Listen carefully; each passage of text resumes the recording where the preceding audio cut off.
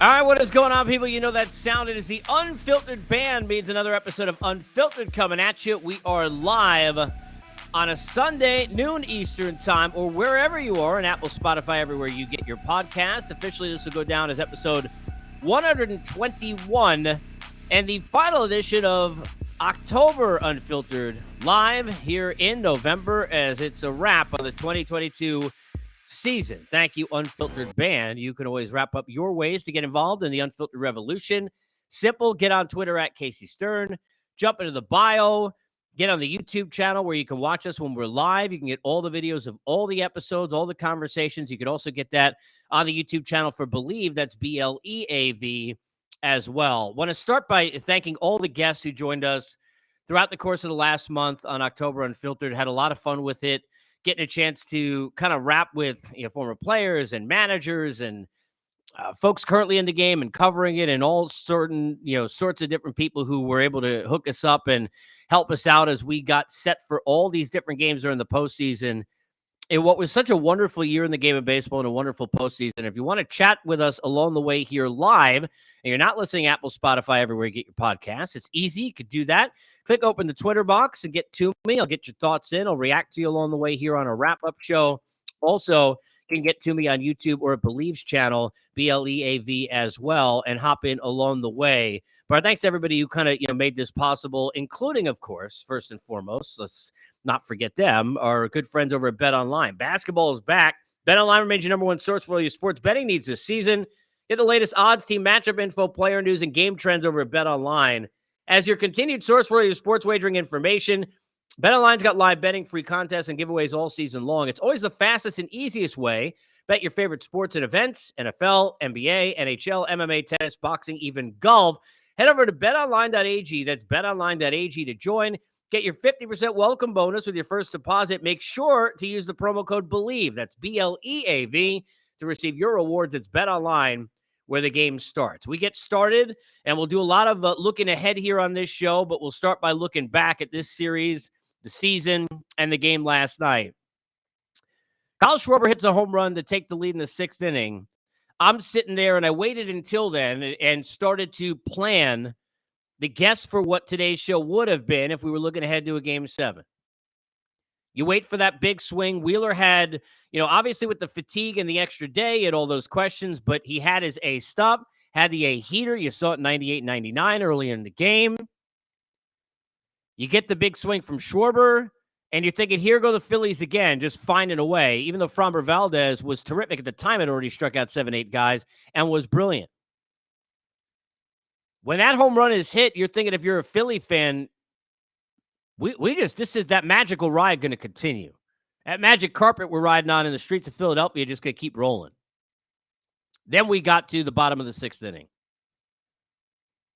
I've talked about for a week and a half the matchups against Yordan Alvarez and the importance of that. We've talked ad nauseum all year long and during the postseason about how important feel becomes when you get into a spot in a postseason. Now, look, there are two ways to look at this, and just like in most situations in life, it's gray area, not the 50 Shades kind, it's a family show, but everywhere else, because never black and white, never easy. Do you trust what got you here? And if you react to what you see, is it feel? Is it going with what your eyes are telling you, or is it panic? And a lot of that based on the result. The result's good, then your feel was great. If it's not good, then you panicked. Talked with Alex Cora on this show about a week ago. If you heard that or you missed it, you should jump back in and listen to it, because it became so valuable last night when I was talking to him about when covered that in 2018, and you watched the Red Sox. It was one example of many where here's AC at that spot managing the Red Sox. Here's Rafael Devers against lefties. Here's Stephen Pierce on his way to an MVP of a World Series against righties. He's supposed to be the guy only facing lefties. But the game and the way things were being told and the stories told right in front of the eyes of a manager, he was changing on the fly. Not panic, but altering because of what was happening in that moment. In the moments for the Philadelphia Phillies that led up to this game, there was reason to be concerned for Wheeler. Reason to be concerned because you had fatigue. Reason to be concerned because your backs are against the wall and you don't have that extra wiggle room of whether or not you put in a Suarez, despite the fact he's ready for a game 7, or what you're going to do, what changes you're going to make. There was no wiggle room when your backs are against the wall and everything's on the line. I get that. But when you are in a situation and you are sitting there and you're finding yourself in a spot yesterday where Zach Wheeler is dealing, he's at 70 pitches. You got to lean in from Maldonado. And by the way, there's nothing wrong with that. Look, you can hate it, but that's baseball. And he moved up in the box, and he knew, look, a guy was playing with his broken hand. We found out, he's doing everything he can. We knew, you got to find his way on base, and that's what he was doing. And that's okay. I mean, look, you could do it. You may not like it, but you could do it. Certainly not nearly as weird as why the hell was Kyle Schwarber bunting. I mean, basically, Kyle Schwarber, and I love Kyle Schwarber, telling you they took our soul when he's trying to bunt with 2 strikes against Brian Abreu there in that 8th inning. That game was over already. That's the sign, if you didn't already know it was over, it was over. Despite Presley seeing them then for the 5th time in the last week and a half. But when you've got Wheeler there, you have to be looking at what's in front of you. You can't be looking at anything except that I got that guy, the guy who dragged us on his back and took us here, the guy who was brilliant as an ace all season, the guy who had dominant performances already in the postseason, and it reminded you of other spots. Now, look, I'm not going to give you Tyler Anderson, even though he had a great year, and he did. Shouldn't have been out at 86 pitches when Dave Roberts took him out in that spot where they went home. Shouldn't have. Okay? But the other example of this is Garrett Cole. This was, the same situation where you can't put Trevino in when you know that Garrett Cole, at whatever percentage he was going to be better than anybody you had in that pen, and that Yankee pen especially. If you and I said this yesterday on Twitter, and I said this, not revisionist history, not Monday morning quarterback or Sunday afternoon in this case, but I said it, you go to my Twitter, literally, as soon as Wheeler was taken out, you know why it's the raw move? Because you're not looking at what's in front of you. You're not understanding that, going in, you were worried maybe about Wheeler, but he answered those questions. He showed you he's that Wheels that you knew he was going to be. You got to ride that horse because that's the dude who got you there. If you're a pitcher, you lose with your best pitch. If you're a manager, you lose with your best players. It's why Buck Showalter, and I love Buck, but one of the worst decisions I've ever covered, I've talked about it when I was doing that. Look, I ripped him in that spot. When we were sitting there post-game, going back to 2014, he's got Ubaldo Jimenez in. Zach Britton, who finished 3rd in Cy Young, sitting hanging out in the bullpen. You can't do that. Bob Melvin, you can't have 3 games in a row without Josh Hader in the game. You broke a record striking out 8 dudes in a row over however many appearances. 3, I think. You can't have those 3 days without, you can't do that. You can't do that. And we've watched it in so many situations where guys get held and you don't lose with your best player. A pitcher doesn't pitch with his best pitch. And I always equate things, if you listen to me over the last 20 years, with kind of, trying to, and when I say dumb it down, I mean, for all of us, dumbing it down to like kind of things that we see in other walks of life that are on baseball. If you're on Top Chef, a show that I've watched for many years, and I love food, the second the guy says, and you're watching the package, he's like, I'm going to cook something in the semifinals or the finals I've never made before, but I feel like this is me going for it. You're gone. That's it. You're out. You go with the best thing you got. When you're a singer at American Idol, you sing the song you sing the best. You're in an audition, you do what you do best. When you're a baseball player, you put forth that foot that is the best foot. That is your foot. You don't change stances. You don't go do any of that stuff. And when you're a manager in that spot, you cannot take out Zach Wheeler unless, and I said it yesterday, if it's Andrew Miller, when they were the Indians, not the Guardians, go back 2015, 2016, whatever that was, 2015. When you go back to that, if you're in that spot, 2016, where he was unhittable, and I mean he was unhittable. Andrew Miller came over. He was the best player on the team. He was the best player in the postseason. They didn't win. They lost in the World Series. Rain, had a lot to do with that, right? But the best reliever in that postseason, best reliever that year in the sport. You got Andrew Miller, and you're in yesterday's spot. You want to tell me that guy's going in instead of Wheeler? I'm okay with that. You can't do it for a dude who's in AAA a few months ago because they didn't know where the hell the pitch is going. You can't do it for a guy. Mind you put him in a tough spot. Bases loaded, nobody out just a few days before, but he gave up 4 or 5 runs, and you can't go show Alvarez the same guy 4 times in the last few days. What Yordan Alvarez did on that pitch, I mean, it's otherworldly, but he is not a normal lefty. I don't want to hear, look, and I love John Small. I don't want to hear about they went into their bag of, left on left. That's not left on left. Yordan Alvarez ain't your left on left dude. That's not what he is. He better in a lot of ways against lefties than he is against righties. You got to understand that and know that. I'm not saying Rob Thompson didn't, but even if you're doing a broadcast, I don't want to hear about left on. It's not left on left. Robbie Ray may not be a reliever, but I talked about this a lot the last couple of weeks. I don't think people understand when you haven't seen that guy at all in a game, and he comes in there and you're hitting the home run Alvarez did off him in the spot he did off him. That dude won a Cy Young a year ago. That's crazy. You're not treating this guy the same way. And when Zach Wheeler gets a lean-in hit by pitch from Maldonado, and then a C&I single up the middle that barely made it out of the infield, you can't take that dude out. Now, you want to go have a guy ready? I get it. But in a lot of ways, Bregman has been tougher to get out, many of them, right? Tougher to get out, so is Kyle Tucker than Alvarez been in this series anyway. So you cannot do that.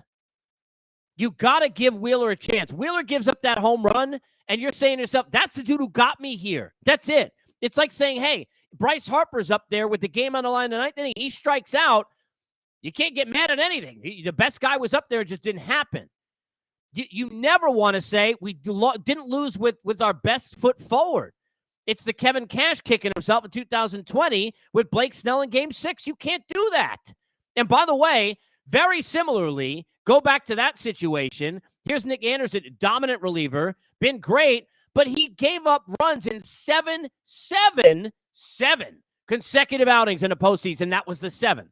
6 damn times in a row, the guy you went to get in the bullpen when Snell had 9 strikeouts and a hit allowed in 5 1/3, that guy you went in to go get had given up runs 6 consecutive outings in that postseason. That's your eyes not meeting where the analytics need to go away. Because there is a time and a place for everything, and that time and that place is to be judgment on what is in your eyes and what they're telling you now is in your gut about what you're seeing on that field. And Rob Thompson has been uber aggressive. He did a fantastic job. Look, it is what it is, right? May not win that game anyway. Wheeler may give it up anyway. They could have lost game 1. I said it before. If Dusty gives, a lead to Abreu and company and it's even 5-4 instead of 5-5 where Verlander gives it up, we're probably not even in a game 6 in this series. But the reason why I said before the series, and look, I'm no genius. I said if you've been watching this show and listening to it on the podcast, I said my gut said Phillies in 6, but I took the Astros in 6. Why? Because the depth of pitching just so dynamically different and so in the favor of the Astros. But you had a chance to have that depth not be an issue because you got Wheeler up in that spot because he had fatigue and he couldn't go in game 5. Here he is in game 6, and he's doing everything you need him to do. He pitching like you need him to pitch, and it's 70 pitches. To hell with that. You can't get him out of that game. Nobody giving you crap if you leave him in and he gives up that 3-run home run to Alvarez. Nobody. Yeah, I mean, people thinking, well, should you have taken him out? But not the same amount of people that are sitting there saying, how the hell did you take him out beforehand, let alone after Alvarez hits it 4 million feet. And as Dusty said afterwards, hits it to the moon. It's a terrible decision. It's a bad spot by Rob Thompson. It's unfortunate because, he was so great and so aggressive, and you had to be. And he didn't have the things to work with that Dusty did. He didn't have the things to work with Brian Snitker did. He didn't have the things to work with that Marmol did. He wasn't supposed to be better than any of these teams that Bomel did. And the way he had to manage was the way he had to manage. But you cannot be using Alvarado like and I mentioned Andrew Miller just as an example, because in my 20 years covering the game, that's as dominant a postseason from a reliever as we've seen, in my opinion. And really from the time he was traded over there, going back in 2016 to the end of the season, he was filthy. I remember being up there in Toronto, and that Jays lineup, they could not touch him with those back foot sliders against those righties. They had no shot. But you're not in that spot, and you're not in a left scenario with Yordan Alvarez. You can't do that. Terrible decision. Terrible. And their soul at that point ripped out. That was it. That was last gasp city. You got Schwarber with the home run, and then you give it up. That's it. That's why I think you're watching Schwarber bunt with 2 strikes. I think he got out of his. To be honest, I didn't look this morning to see if they asked them, even after losing the series, about that after the game. Maybe they did. But I'm looking at it, and they ate your soul at that point. Yeah, it's Brandon Phil, and I love BP. I remember talking to BP the day after, if you remember Halliday's no-hitter. They tried to, and I was on the air during that, and I Brandon on the next day, and he said, look, nobody was going to hit this guy. But Brandon Phillips was getting crushed because he tried to bunt in that ninth inning. I think it might have been with 2 outs to try and avoid the no-hitter in the postseason against Halladay because you got no shot. That's Kyle Schwarber telling you, just in a home run, he knew he couldn't hit that dude. And I said this over the last couple of days. I said it when we had Jody McDonald on a couple of days ago. You look at just what you saw in a postseason, and Brian Abreu looked like the best reliever on either of the two teams. That guy going to close somewhere, for sure, someday, if not for the Astros, somewhere. I mean, that dude is as ridiculous stuff. The downward plane from the height in which he throws, that 88 piece down and in on those lefties they can't hit. Then he's going up 97. I mean, forget it. You can't hit that. You can't hit that, especially when he dotted. Schwarber had no shot. You took my soul. So, look, it is what it is. The Phillies lost the game, but it does suck in some ways because, as much as you're going to sit there, Hoskins' defense and, Castellanos, again, even though some longer ABs, and it's like you're back-patting a guy who's terrible, even though he's better defensively, which somehow is weird in its own right. All that being said, end of the day, the better team won. The better team won. And let's get to that. People don't want to give credit to the Astros, and I get that. Look, I'm not downplaying anything that happened. None. Go look what happened in the game where we think that Lance McCullers was tipping his pitches. Do you think it not make a big deal when a team is still going and cheating and stealing signs and know what's coming? It's a big freaking deal. It's a big deal what they did to the game. It's a big deal what they did to the Yankees. Big deal what they did to the Dodgers. It's a big deal what they did. They know it, all right? But Jeremy Pena won an MVP now in an LCS and in a World Series. Didn't do it. Yordan Alvarez wasn't there. Didn't do it. Kyle Tucker wasn't there. Didn't do it. Maldonado, the catcher, wasn't there as part. Didn't do it. Vasquez, no. Most of the pitchers, Framber Valdez yesterday was brilliant twice in the series. Could easily won an MVP. No. Christian Javier, no. Ryan Presley wasn't on the team. Breu, not on the team. Montero, not on the team.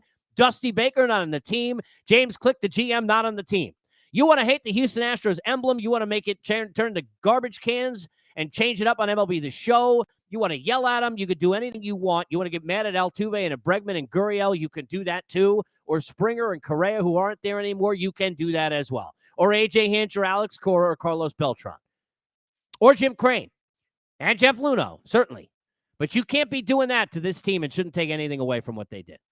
I don't want to hear they're a dynasty. I saw it. Look, and I respect, I think it was Richard Justice, who's been great for a long time covering this. I don't want to hear, no dynasty. First of all, you can't just get there. You got to win a bunch. Now, if they had won the other 3 and won 4 times, and we're just saying, hey, outside of that cheating, look at all the other times they won, then that's a different story. They went and beat the Nationals in 2019, and then they beat the Braves in 2021, and then they went and beat the Phillies this year. You want to call me a dynasty? That's a dynasty. Don't tell me it's a dynasty. It's not. It's an amazing accomplishment. It is unbelievable in terms of consistent winning. It says a lot about the organization, churning in younger players, the likes of Tucker and Pena and McCormick and others as all this was happening, and the Abreus, bringing over Presley, Framber Valdez, all of that kind of stuff, all right? All of that great. But don't tell me it's a dynasty because this ain't no dynasty, all right? It's not. But give him a lot of credit. Got to give him a lot of credit. Want to talk about Dusty here for a couple minutes because obviously anybody who knows my history with him and I've talked about him for years, and we've had him on the show. Obviously, this year is one of the first guests I had when I started doing this podcast. I've had the pleasure of being able to call Dusty a friend now for about 10 years, and interviewed him a bunch before that, and I knew, like a lot of media folks do, and a lot of people around the game do, just what a great person he was, just from interactions and the way in which he would treat people. I mean, it's just a different way. I've told this story before, but I know Dodger fans get on him all the time. But Dave Roberts, an unbelievable dude, is another example. When I covered the Red Sox in 2004, I remember I was, basically crapping in my pants. I looked like I was 12 at the time. I'm sitting there in my mid-20s. And my first job, and I'm there every day covering that team down the stretch, which I was, blessing in itself, thankfully, knock on wood, to be there for that. But I'll never forget the first time that I sat there and Dave Roberts, got up off the chair, you shook the hand of my cameraman and myself, introduced himself, got our names, and he ended up being a regular on my show weekly for 8 years when I was at XM, and never forgot my name after that, and treated me the same way as he would treat anybody else. And I didn't know what the hell I was doing at the time. I still don't. But there are just certain people that you could tell as a media member that way. Being able to be, to know Dusty and spend as much time with him as I did over a 2-year span, and getting to know him, you couldn't find a more sincere. We are in a world of, look, family show. We're in a world of shitty people. Okay, we are. All right. I've been, my life been touched by him, and so have yours. All right. And sometimes you just see it across the way. You see all this nonsense on social media and all the hate and people getting on each other, burning out other people's candles to make theirs burn brighter. Everybody getting on each other for who they are and how they are. And I didn't grow up that way. I didn't learn that way. I don't live life that way. That is a bad way. All right. But we all know people like that. Unanswered questions with people that you meet that you get to know or even love at times, you're never going to understand what happened to them. And then you realize what happened was you just got hoodwinked and they're just not good people, right? At some point, you got to come to that realization with people in life. Dusty Baker, the antithesis of that. This is as good a human being as you literally will ever come across. I could not be happier for him and more thrilled for him and his family. Look, he would have, here's a guy who's hung out with Jimi Hendrix, right? So, like, the amount of stories he could tell, and he's a lover of music and people.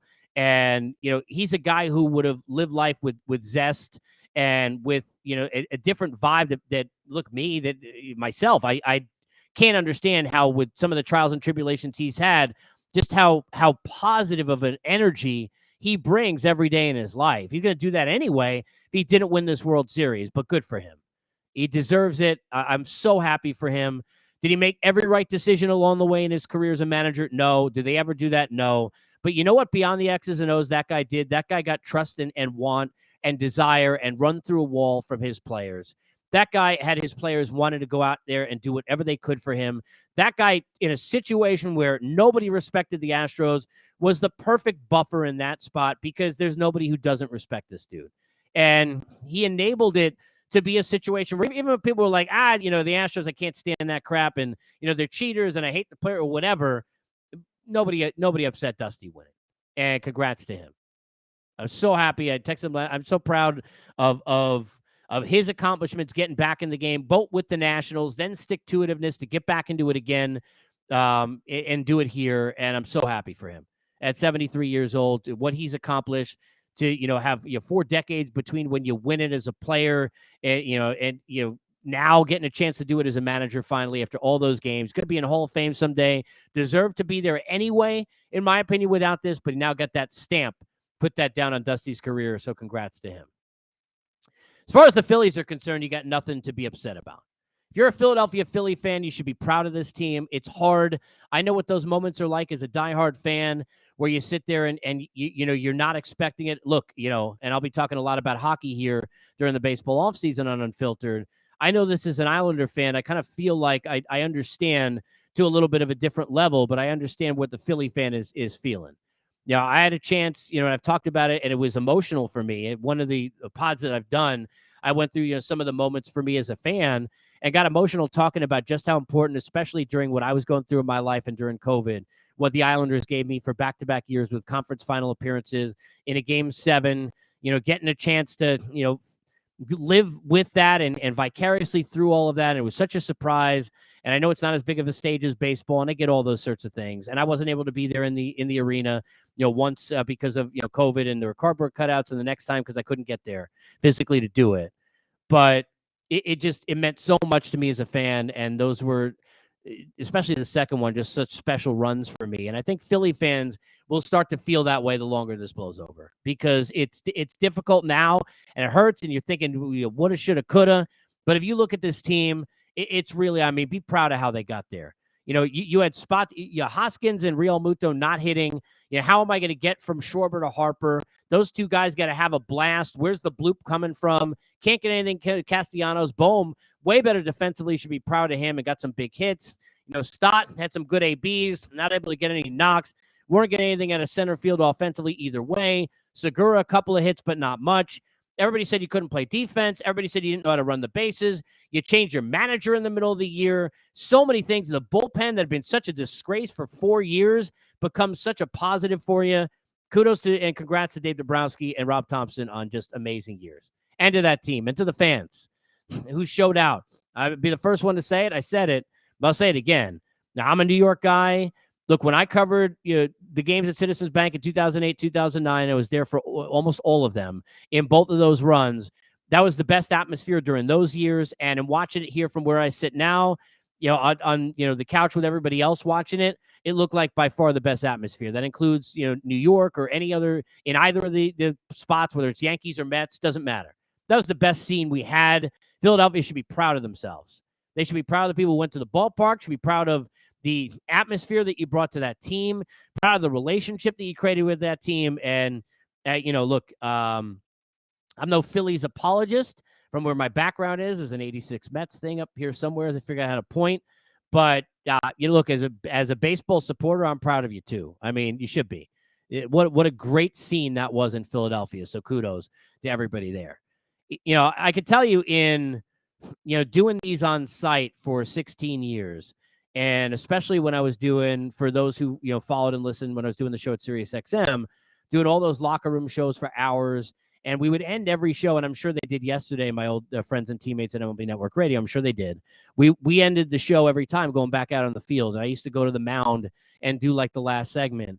And it was always such a weird thing because as quick as things turn the tide in a postseason from one moment to another, that's how quick we turn from the season to another. Because it's not even after the game. You got people tweeting out free agent lists, and we're going to have a bunch of shows here leading up to winter meetings that we'll have on Unfiltered, where I'm going to break down and give you the boom or bust and bang for your buck picks in all the different categories. We're going to discuss options. I'm going to have beat guys from all 30 teams that are going to join the show as we really dig deep into winter meetings. So I think you're going to like that. And I'm going to start doing, which I cover, a bunch of basketball and doing some hockey too. But we're going to have a lot of dig down and get deep into free agency here on this show and give you a place to kind of cover all that. But it's amazing how quick that flip of that switch is. It really is. Because now, where's Jacob deGrom going to go? What's going to happen to Aaron Judge? What about the shortstop carousel? Where I am in Atlanta, they keep Dansby Swanson. Is he on the move? Is Trey Turner really want to go back east, where it seems like it is a possibility, certainly, and where? And then speaking of back east, what about Bogarts and what happens with him? You got so many shortstops who are kind of up for grabs that are dynamic players and talents and all-stars and MVP candidates. It's going to be a lot of fun. And I think the trade wins will blow big time. I think there'll be a lot of big-time trades. All that stuff going to start down here in the next few days. You get that 5-day span where teams get to kind of negotiate and figure out if they can keep their own players. And you got some big ones. I mean, look, if you're a Met fan, you can look at it however you look at it. I'll tell you how I look at it. Edwin Diaz is a must-have. Have to. Whatever you got to pay him, $100 million contract for a closer, whatever it is, Edwin Diaz got to be there.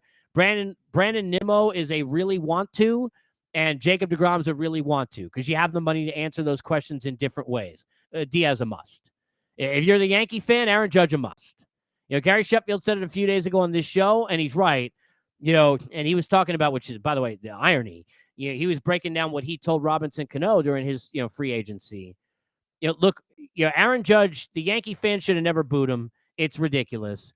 Yeah, as a Met guy with, as everybody knows, Yankee fans in my whole family, yeah, he's not going to go to the Mets. But if he goes to the Giants, which I think is the other team that you really need to worry about if you're a Yankee fan, I'd laugh. The fact that, the last chance that they had to really kind of accept all the greatness he gave you and all those unbelievable moments and what a season he had and all the history was you booed the guy. That's how you're going to remember him, and he's going to remember you. You're idiots. But that's not why you don't cut your nose off to spite your face if you're Aaron Judge.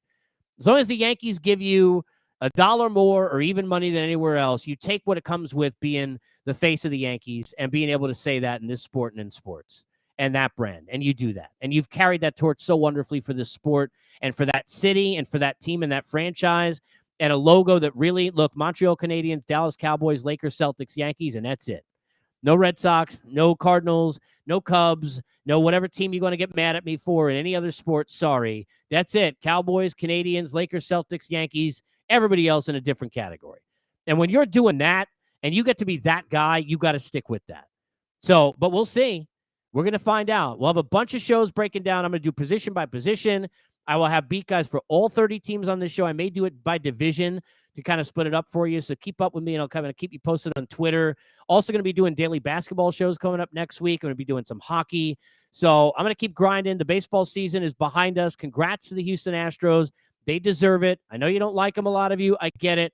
But you know what? Give the credit where it's due to the Dusties and the Peñas and the Valdez and so many others who not there, including the GM in Jim Click and including the guy at the back end and Ryan Presley. Kudos to everything the Phillies were able to accomplish, and especially that city and that fan base. There's a hell of a lot of credit. I, for one, hope people stop bugging you about Santa Claus and all that other kind of nonsense and throwing batteries, because you got to be really, really proud of yourselves for the way you handled it. And I'm proud that we're able to put together, 121 episodes deep. Started this thing a little bit into the season, trying to kind of re-rack and rebuild, my kind of stamp on what I love to do for a living. I'm proud of what we've accomplished. I'm going to keep grinding. I always do that in life, and I'll do that in sport too. And I hope you do the same, and be grateful, be empathetic, be kind. You know what? We got so much bitterness in this world, people. You know what? Let somebody else handle it. There are so many times that we have all wasted, and I certainly know as much as anybody, I promise you. We've all wasted so much time being sad about people not being as kind as they should have been. The only thing we can do is show them the way that it needs to be done. Let's keep doing that. Thank you for being with me. 122 coming up soon, 2022 in the books. And as always, we're presented by our good friends at BetOnline.